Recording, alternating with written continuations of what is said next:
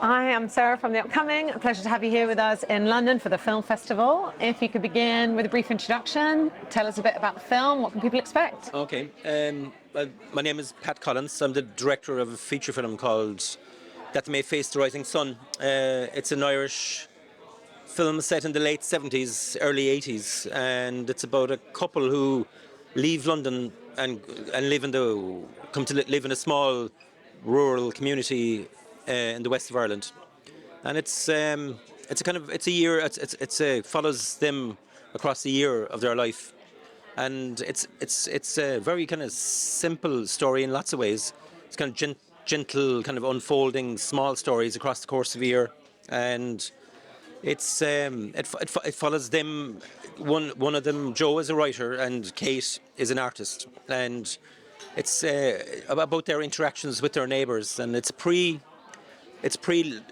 mobile phones. It's pre landline. Actually, there's no telephones at all, and so I suppose there's a need for people to kind of visit each other, because if you need something, you have to actually visit the house, and so it's about all those kind of interactions and how they kind of grow into the community of that small place, and so it's a kind of an ensemble actors of maybe six, seven, eight people, and their interactions with the couple.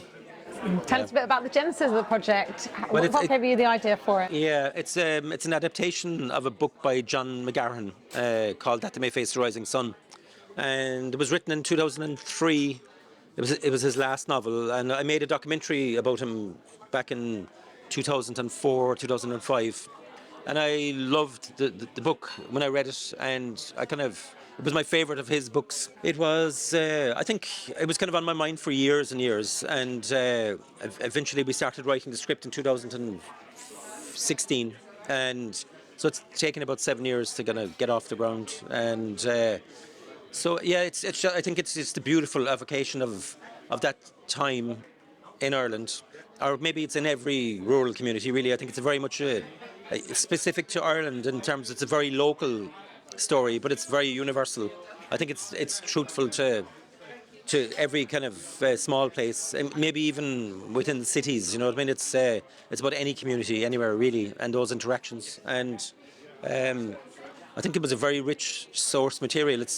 It's one of my favourite novels, and it's a lot of people. I know people who read the book every year, because they love it so much, and so it's so that's kind of why I wanted to make it. It always seems so much opportunity, such richness in adapting a book, but there's also challenges, because whether it's trying to capture what other people might have in their imaginations when they read it on screen, or you can't include everything. So how do you find that adaptation process? I mean, it was very difficult. I mean, it's because there's such an array of characters, and you're talking about, say, 250 pages of a book, or 280 pages, and you're trying to get that across in 2 hours, or less than 2 hours. So it's very hard to strike a balance. You have to leave some very strong characters out of the film, and it's kind of painful when that happens. And I was very worried about what Madeleine McGahern, who's John's wife, would have thought of it, and thankfully she saw it last week, and she loved it. So I was really delighted about that. Because you're always kind of worried. You feel the kind of presence of the writer over your shoulder. But actually, in fairness, I mean, I think John was very aware of the whole that it was a different medium, and that it needed, if you were making a film, it had to be changed, and you have to be truthful to the form of cinema, but it is quite difficult, and it's very difficult when somebody loves a book. Because I've seen it before, where you love a book and you see it adapted and you go, oh my God, they've destroyed the book. But I'm fairly confident that we've done justice to the book, I think, And tell us about your wonderful cast. Yeah, I mean, I'm really delighted with the cast. It was Barry Ward and Anna Biderk are the couple, and there's a very strong ensemble of Irish actors. There's just Sean McGinley, Lola Roddy, Brendan Conroy, John Olhan. They're just a superb cast, and I'm kind of delighted to be able to kind of showcase them. And I think as well that it's very truthful, because I think there's I suppose there's a kind of a habit of in cinema sometimes to fly in the kind of the celebrity actor, and I just don't feel that. I felt that it was important to cast locally, in terms of Ireland, and showcase the talent, that the real talent that we have in terms of acting, rather than getting people from outside to kind of portray it, and might portray it less truthfully, And I think it was important to stay truthful to the material. And I think it was amazing working with the actors. They were just such intelligence and insight. It's my first time working with actors in a full drama. I've done fiction before, but never full-on drama like this. I've usually worked with documentary, but it's great to be still learning at my age. What was perhaps the most challenging moment on set, and on the other side, a real highlight? I think there's a scene where we're saving hay, and it's we're harvesting, and that's quite difficult in a busy schedule, because you need like 5 good days of weather to save hay and to kind of. So that was very difficult, but it was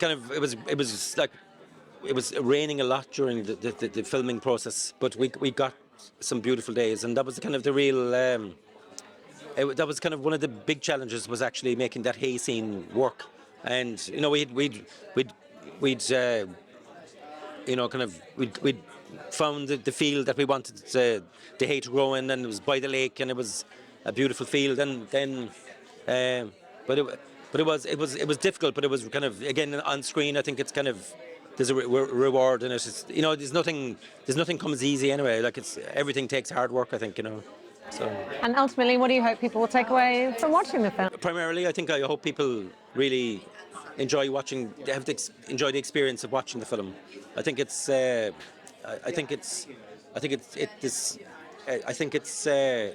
experience. I think it's an experiential kind of film where you're kind of immersed in it, and as the film goes on, you get deeper and deeper into the film. And I think it's so I just hope people like being there watching the film, that they're enjoying the experience of listening to it and experiencing it, I think. And there's always something so unique to me about Irish cinema. I mean, just always the landscapes, the locations. I mean, so many phenomenal actors coming from Ireland. What is it that's just such a great place for cinema to grow from? Yeah, I mean, there does seem to be a huge amount of great Irish actors. I mean, there's been a great tradition of theatre, I suppose, in Ireland, and writing, for hundreds of years, and I think, I suppose, it's always been held in high esteem as well. There's always been a great amateur drama scene in Ireland, and obviously, some of our actors are making it very big in cinema worldwide. So there does seem to be. I mean, I think the fact that we speak the English language is a huge advantage. It's. You can go straight into America in a way that, say, maybe like a German actor might not be able to. We can be Americans or English when we want to. So but I think it all comes from the. I'm not sure where it comes from, really. I think there's a great respect for it, I think, in the country, and I think we hold the arts in high esteem, I think. Hopefully. And finally, just very quickly, how does it feel to be here at London Film Festival? Yeah, I'm delighted, actually, because it's great to be able to which is a film that's set in rural Ireland, and bring it into the heart of the city, into the metropolitan area, and it's been great to get the kind of reaction, to have it sit in kind of independent cinema, and I think it's been very rewarding so far. Very good reaction so far.